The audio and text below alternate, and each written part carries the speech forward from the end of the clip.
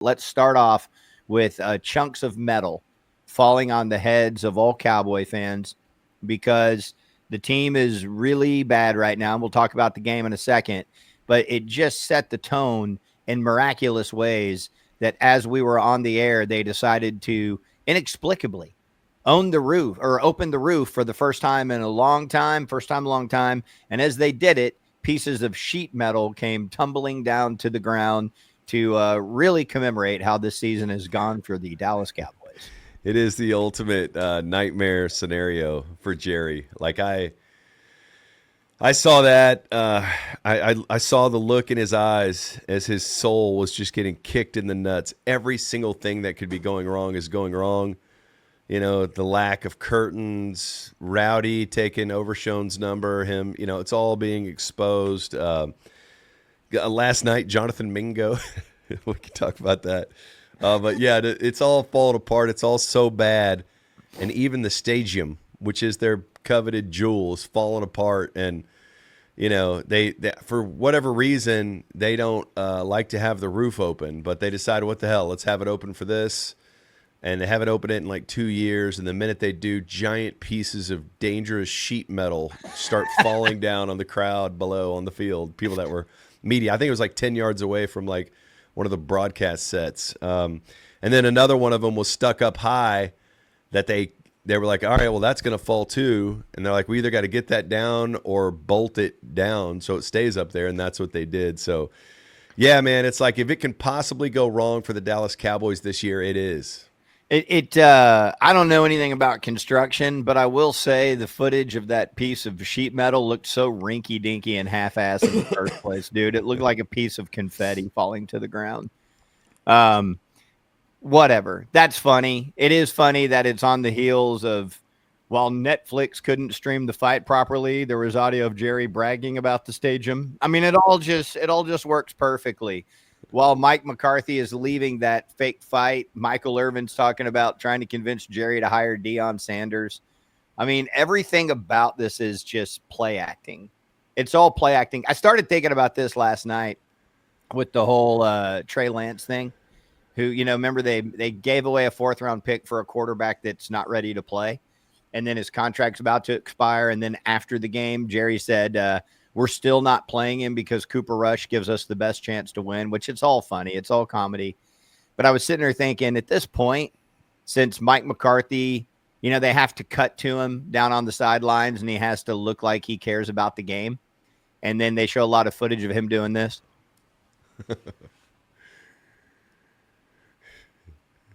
Yeah. And so it's hard to, what's that? It's hard to look smart when you're looking up. Yeah, it is. It's impossible. And also when you're not smart. But as all that is unfolding, and I feel genuinely bad for Mike McCarthy. Like, this is all just theater. It's all a joke. As Troy Aikman pointed out last night, he was coming off 3 straight 12-win seasons, and they didn't see it fit to extend him. So what does that say? He's gone. He knows he's gone. I was thinking about this. Is Jerry Jones goes out and talks to the media after these losses and pretends like he's involved in whatever is happening on the field and answers questions about packages and stuff. If he put down the mandate, hey man, we're going to get Trey Lance out there. What is in Mike McCarthy's best interest to actually do it? Like, what if he just said, no, I'm good. If you want to do that, you come down here and you put on a headset. Like, that would be amazing for a guy who is a dead man walking. That would be something that would save the Cowboys season for me personally to enjoy watching this. There are, everything with the Cowboys is marketing. I like this from Fabricio. He said, somebody on X said, Jerry will say Lance is starting on Thanksgiving to get people to watch it. There has been talk about, okay, if he does nothing, they become more obsolete than ever. They don't matter. That's Jerry's kryptonite. But any move, any change, like if there was a young coach in the wings, it would be he would fire McCarthy, and here's our young wonder boy. That'll get people excited about the brand again. But they don't have that move. I don't really know what else they can do. That could potentially be a move. I don't. the Trey Lance thing for me is it's already a ship that sailed. You gave up the asset for the player, and if you want him, sign him now before you showcase him. Mm-hmm. If you showcase him, you're just getting him more money for whatever team he goes to. I don't know why somebody that young would want to be a backup quarterback behind a $60 million quarterback. Anyways, this thing is so ugly, and there's so many people are asking about trading Micah Parsons. I was thinking about this. I was like, I think his stats for the game were he had 1 assist in the entire game, and I wanted to overreact to that, and I wanted to be like, okay, dude, you have to trade him. If you can get multiple first-round picks or first, second, and third or whatever you can get for him, you got to do that because I don't know that he's making that big of a difference. But I reached out to one of our buddies who does Pro Football Focus scoring, Mm-hmm. and I just wanted to hear another version. I just want to get somebody who watched the game, watched the film, and actually graded the players or whatever. So it's our buddy John Owning, and Micah was actually the 4th best defensive player for the Cowboys. So he did get some pressure. He did change things. He did impact things. And then I'm looking down. I'm like, I want to know who the villains are. Who played the worst? And Leafau, the linebacker that they insist on playing all the time, had the worst grade of anyone who was in. And I feel like he played the whole game. He plays because of his hair. He does have magical hair. That's awesome. Why he plays. Jerry likes, from a marketing standpoint, a guy flying around with hair out of his helmet. Chauncey Golston, Donovan Wilson, Trayvon Diggs, Mozzie Smith. Those were the worst players on defense, all right? Then you look at offense. Tyler Smith was absolutely the best. Cooper Beebe was the 2nd best. Your guy Zeke was 3rd. It's my guy. It does give me hope for the future to see that 2 Cowboys linemen actually played well.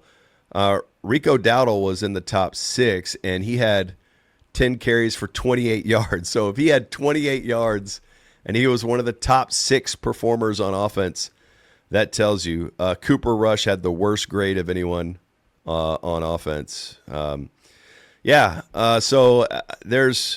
I started worrying, though, because I want to mention this. I like the way, if you are a team tank guy like I am, I just want them to get the best possible draft pick, and then I want them to trade back, and get as many picks as they can. But Machota had this in The Athletic. In the wild card loss to the Packers were up going into the 4th quarter, 41-16. In the home opener against the Saints were up going into the... Hey, hit it again, Ben. You just froze. Say you are freezing for me. I wonder if it's on your end, because you are freezing for me, too. We're in a freeze-off. Okay. Yeah, because I didn't see him freeze. I think it might be skin this time. Okay. Well, keep going, Ben. So against the Saints in the season opener, they were down going into the 4th quarter, 41-19. Against the Ravens, 28-6. Against the Lions, 37-9. Against the Eagles, 28-6. So that's what I like to see for Team Tank. I want to see Cooper Rush with 45 passing yards like he had last week, not 354 passing yards like he had last night. And this game going into the 4th quarter, I think, was 20-13 Texans. And so it was a close game. It was making me nervous as somebody who desperately needs them to tank. It was way more competitive than I thought it'd be. Yeah, but I think I understand. But to me, that's like what I want out of these games is I want them to at least be entertaining. And so I thought the game was entertaining, and then you still got a substantial loss. Like it wasn't close at the end, but going into the 4th quarter, they had a chance. And it's amazing that the best thing the Cowboys have is their kicker, and he missed. His foot slipped, and he missed that little chip shot at the end of the half that could have given them life. But no, that's what I want. I want the games to at least be worth watching. And I thought it was entertaining until the 4th quarter, and then it was a complete, absolute blowout. The other thing I would say about this, as we talk about grades and different things, is the Cowboys, in my estimation, as far as I can tell, none of those guys have quit. I don't see quit. They're just not good enough. The football team is not good. Yeah, and I thought Jerry talking about that after the game is an indictment of McCarthy. In what way? In that, now, number one, they're not quitting on McCarthy, so that's a compliment to McCarthy. Right. But he was basically saying, I don't see anything. Has nothing to do with the effort. Right. So if it has nothing to do with the effort, it has to do with the scheme, or it has to do with the lack of talent. And It this has is to a do with the team, lack of talent. but it's the same team. I mean, they barely lost anything. They've not. It's the same team they had last year. It's a team that kept winning 12 games every single year. It's a front office that they're very proud of, that usually outdrafts the rest of the league and finds players in rounds that other teams don't. I mean, obviously they missed on Mozzie. They missed on Schoonmaker. I don't know about Guyton. But, I mean, really, if you look at it, everything started going to shit in that Packers game. But prior to that, they were one of the best teams in the league. They were one of the most talented teams in the league. So it's the scheme. It's the scheme. I think the scheme's part of the problem, Ben, but where I would disagree with you on that is when you look at their losses, it was all in the depth. Like the 5 or 6 guys they lost, they were all good players. They weren't their difference makers, but they were all good players. And then when the season started and they lost their 4 best defensive players, if you want to include Bland in that, they had nowhere to turn. There was no depth.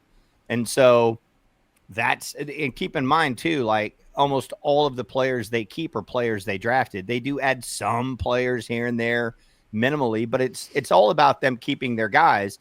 And when their defensive coordinator left and then they lost, 5 or 6 guys worth of depth, it caught up to them early in the year when they did have injuries. And then I think to your point on scheme, the offense hasn't looked good at all, really at any point this season. But for him to say, hey man, it's not about effort, to me, that's a good thing about the coach, because we've seen quit here before. And I've always thought, as much as I hate the way McCarthy approaches offense and time management and those things, I've always, since he's been here, given him credit for having a culture where guys care and they actually play hard. It's not like what people talk about Dan Campbell or something like that, but he's done that part of the job. But we're at a point in the season where the season's over, everybody knows it, and nobody's quit. To me, that's a good reflection on McCarthy as he stares at the Jumbotron. Yeah, so I just took it. I think you're talking about 2 different things. I don't think you can talk about the offense and the defense together. Like, the injuries on defense don't impact the offense, except you're just getting in a huge hole. But what's killed the offense is no running game. They didn't address the running back position at all. I don't know. Is Pollard the whole difference? I don't know, but it's pretty much the same offense in a lot of ways. And so that offense has absolutely sucked. And so I can give the defense, a pass for all the injuries, but I can't give it to the offense at all. That's basically the I mean, they're missing Dak now, but all these problems were happening before they lost Dak. I mean, this is the offense. They decided, we're going to war with this, and we feel good about this. And the head coach, it's his offense. He's calling the plays. He's running it. So, I mean, that's the biggest problem to me, is that the offense is just an absolute shit show. And you spent $60 million per year on your quarterback. Yeah, and the thing that really hurt him is the death of the offensive line. I could have never in a million years imagined that the offensive line was going to be this bad this year, but it has been. But again, everything's gone wrong on that side of the ball. So here we are. We're sitting here with 3 wins going into – what is it? Are we 10 games into the season? Are they 3-7? They're 3-7. That is not very good football, man. Yeah. So this thing is over. I think Zach will retire. You heard Troy saying it last night. He's not the same Zach Martin that we've all come to know. Which, by the way, hold on, Ben. I was gone. Did y'all talk about those Micah comments last week? Yeah, where he said it's like probably his last year. Yeah, but also where that was part of all that, but also where he was killing the coach, and then there was all the blowback on him for killing the coach. But yeah, he was like, he pretty much said Zach is gone in his Micah Parsons way. And Terrence Steele, I think they'll get out of his deal. They'll eat money, do whatever they got to do to move on from him. And then you have hope that Guyton as a first-round pick will get better. And right, he just didn't hit the ground running, but. I like hearing that a couple of the linemen, Tyler Smith and BB, grade well, look good. That's great. So 2 of the 5 spots you got to feel good about. But if you can keep Guyton, then you just replace 2 guys. Maybe you move Guyton to the right side to replace Steele since he's more comfortable there, I would assume. And then you get a left tackle and you replace Zach Martin. But that's a lot to do in one draft and one offseason. Yeah. But it's just – the guy, and you look at the receivers, they were showing it again last night. Guys just don't get very open in this offense. You don't, and you watch other games. I sit there watching the Red Zone channel, and I'm like, oh, look, this guy's wide open. Oh, it's a defensive breakdown. This guy's completely uncovered. You rarely see that with the Cowboys. You saw a nice move by Kevontae Turpin last night, who really is a gimmicky player to me, and he got to the highest speed any player has this season in the NFL. That was awesome. That was explosive. That was a great move he made on that, and a great pass by Cooper Rush. But you don't, and dude, CeeDee Lamb is so good. It's like, even with a crap quarterback, and everyone knowing he's their only weapon and no running game, he can still almost will the Cowboys to victory. That's concerning for Team Tank. Yeah, but also, like, I think, the fact that Cooper Rush can't really get him the ball, it probably reinforces Team Tank. I mean, there was that one play out in the flat where he dropped it, but it was behind him. And you look at those kinds of plays and you're like, to me, it's usually about a focus thing. When you drop a pass that's in your hands, even if you have to adjust your body and go back because it wasn't thrown in the right place.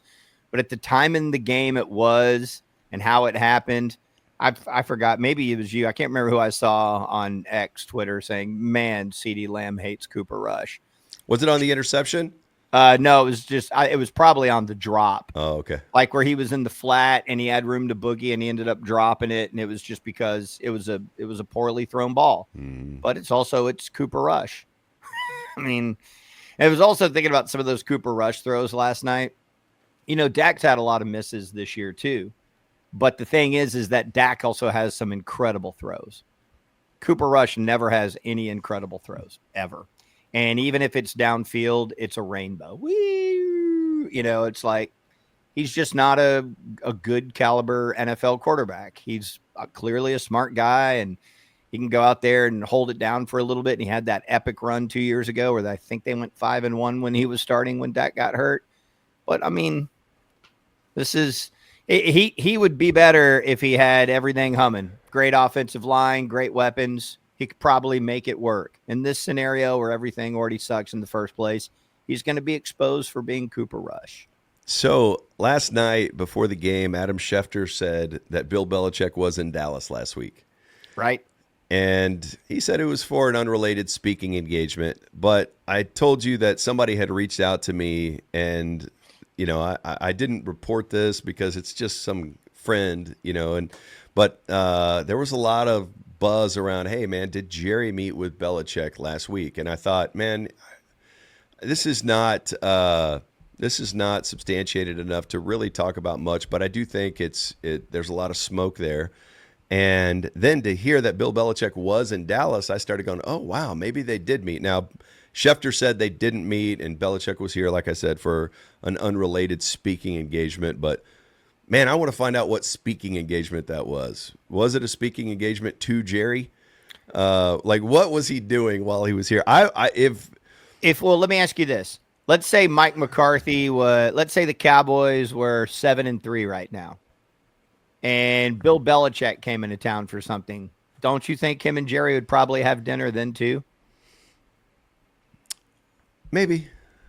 Like, I know, like, isn't there a big mutual admiration society there? Yeah, Jerry, Steven, and Belichick. I bet that people in sports meet a lot more than we realize. And if Jerry and Bill Belichick met for dinner last week, they absolutely are talking about the Cowboy job. There's no way they wouldn't. Hell, Jerry will talk about the Cowboy job with people that are just businessmen in Dallas. So if he was meeting with Bill Belichick, he absolutely, both of them would talk about whether McCarthy's coming back or whatever. But I think it's juicy. If Belichick's in Dallas while the coach is 3-7 and he's having dinner with the owner, that's juicy. There's no way they don't talk about stuff. Yeah. And I mean, to have somebody reach out to me with, the actual restaurant or place they met or whatever, and it was like well before this. And if you're going to go out anywhere in public, people are going to see it. Someone's going to see it. But I just think Jerry loves that. Jerry loves it. And Jerry, I feel like he is out of his mind right now. Like, he is furious. He is frazzled. The whole weight of the 30-year drought or whatever is coming down on him. I mean, you look at the stadium. I mean, the stadium, there was a lot of empty seats there. It's Monday night. They're kind of a laughing stock. People are talking about flexing the rest of their games. They are about to be irrelevant. And that's why I do believe no one has ever questioned his, over all this time, I don't think people have questioned his football acumen the whole time, no question. But I think now it's in question more than ever because the weight of this drought. They've been doing it the same way for so long. Even Marcus Spears yesterday was like, man, Steven and Jerry got to look around and say, man, no one else is, the teams that are winning and aren't doing it like us, and essentially saying you can't run this like a family business. And I'm not putting words in his mouth, but essentially you can't run it like a family business, and making money can't be the priority. Winning football games has to be the priority. And I think Belichick would calm those storms. I think he would put those fires out, whether right or wrong. Maybe the game's passed Belichick by and he's too old. But at least in Jerry's mind, I would think, for a guy who won't put up curtains just because he's being stubborn, you're not going to convince that guy to go take the young Ben Johnson, the young guy, give him his first head coaching job or whatever. You're not going to go get some incredible X and O innovator. You're going to go get a retread. And for him, Belichick is the greatest coach ever of his entire lifetime, and he just happens to be available right now. So, man, I feel like when I heard that Schefter say he was in town last week, and it kind of gave some credibility to what I was hearing, although that's entirely unsubstantiated, it's just gossip. I'm like, damn, I think this is really happening. Well, he's certainly the greatest retread of all time. There's zero doubt about that. But I think you're right. Like, I don't think any of this has anything to do with what a good decision is at all. None of it is. None of it. I mean, I thought McCarthy was a horrible decision. We talked about that when they hired him. So it's not, he's going to go in there and whoever he hires, whether it's Belichick, it's going to be someone that tells him what he wants to hear. And then they're going to go about doing the same thing. Because the other thing is, like, people can talk all they want about what does or doesn't happen on the field. The Cowboys are wildly successful. And, you just said you can't run it like you're paraphrasing Marcus Spears. You can't run it like a family business. Well, there's two words in that: family and business. And both of those things are good. They all love one another. They're a tight-knit family, and they're making tons of money. That's a successful family business. Whether people talk about what they are or aren't doing on the field matters or not. And I don't think, what Jerry says, sometimes you can say something publicly and it has nothing to do with what's really happening with you. But with what they're projecting publicly, in no regard or in no way exhibits any kind of introspection at all whatsoever. It's just a bunch of excuses and being defensive and then gaslighting people and saying things that don't make sense. And maybe that's a strategy. Maybe he is being very introspective and just doesn't want to admit it in one way or the other. But what if the Cowboys shown you in the last, let's just say 20 years, that in any way exhibits forward thinking or being on the cutting edge of what is happening in the NFL? When have they ever shown that to anybody? Wade Phillips, Kellen Moore, maybe. Yeah, sure. That'd be, yeah. I mean, I'll give you that. And they had Kellen in their organization, right? And so they knew what his football acumen was. But the second the head coach didn't want him here anymore, they got rid of him. I mean, the second he was like, and that was a team, by the way, that by most metrics was a wildly successful offensive team, right? It wasn't like they fell to the back of the pack. They were just like, McCarthy didn't like it, so he was gone. We got to run this. We got to run the ball. We got to control things. We got to do it. So, okay, we have this forward-thinking offensive mind. The head coach from the barn doesn't like him. Let's get rid of him. And they did. Okay, so I'm curious about the Deion Sanders thing. It would be the same hype button for Jerry to push as Belichick, although it would be a guy with no NFL coaching experience. I think, if you get Belichick runs your defense, you still have to go find someone for your offense, and that's a problem.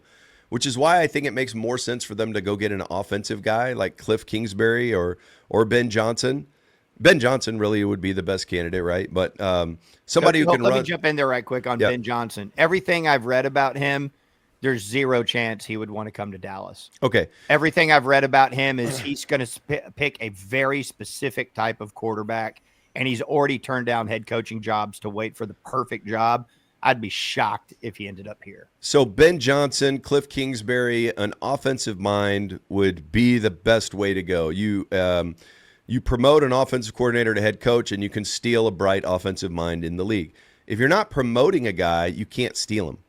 And so you would have to go to the second offensive person on a team and promote them to offensive coordinator, or go get a retread. If you get Belichick, okay, he's going to handle the defense, but who handles the offense? Deion, I don't think is either. I don't think he's an offensive or a defensive coordinator. I think he's like Switzer, like a motivator. He's good for the hype machine. I can see why him coaching the Cowboys would be good for him, because he'd make more money. It'd be great for his brand. If Shador and Travis are leaving Colorado, it'd be a perfect time to part ways with. But I don't know that really does make sense. Do you think that's really a possibility? I think it's a real possibility, and here's why. Now, again, we're trying to get there's football reason and logic, and then there's whatever the Joneses do.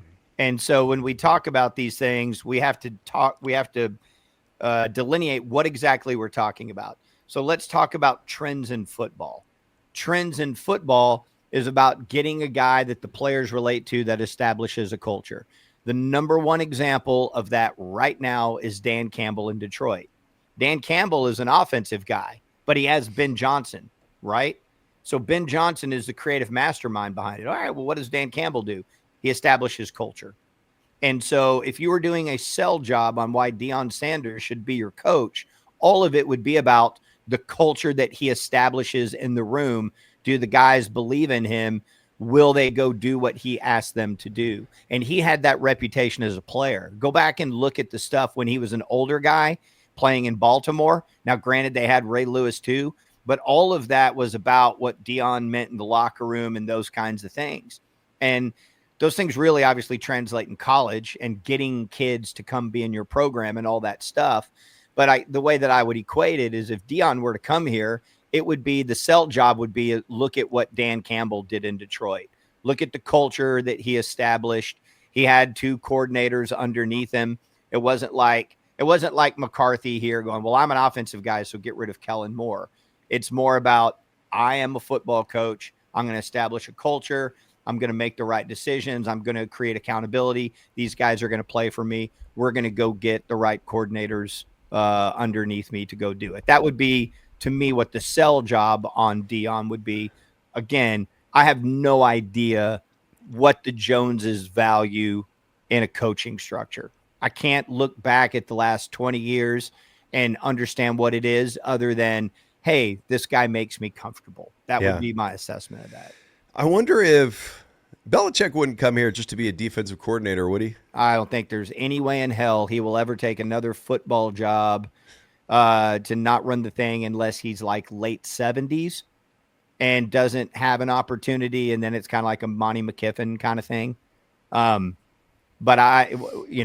the greatest coach of all time is going to come take, orders from Ben Johnson or whatever. I can't imagine he would get to a place where he wants to do that. So of those guys, let's take Ben Johnson out of it. If you're adamant that he will not come here no matter what, Bill Belichick, Deion Sanders, or Cliff Kingsbury? I mean, if you're asking me, I would take Cliff Kingsbury all day, every day. It's not like it's a guaranteed success, but I do like scenarios in which a very smart guy has failed somewhere. Let me give you a good example of that. Bill Belichick, right? I mean, that's his story. And then Bill Belichick had to go back, coach under Parcells, and then when he got his opportunity, he rode it for decades. I'm not saying that's what's going to happen here, but we were on the Cliff Kingsbury hype train when he was at Tech. We were talking about him coming to the Cowboys back then. He went to Arizona to be with that quarterback. They had success. It fell apart like in glorious fashion, but he had success there.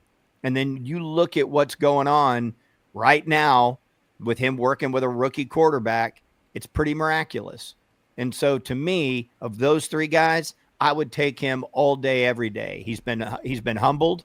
He's smart. He's an offensive mastermind. He's comfortable with this area. All of those things check all those boxes. I have no idea how those guys think. Which one would you go with? Yeah, I think I would go with Kingsbury. I think Jerry would go with Belichick. I think Deion Sanders would be exciting for the news cycle. Yeah. But I don't think it would be good long term. Belichick could be good long term. What do you think is more exciting for the news cycle, Deion or Belichick? Deion. Okay. I think Deion brings so much flavor and sauce to the party, and he just does it in such a fun way. Marketing-wise, I mean, Belichick's boring as balls. Right.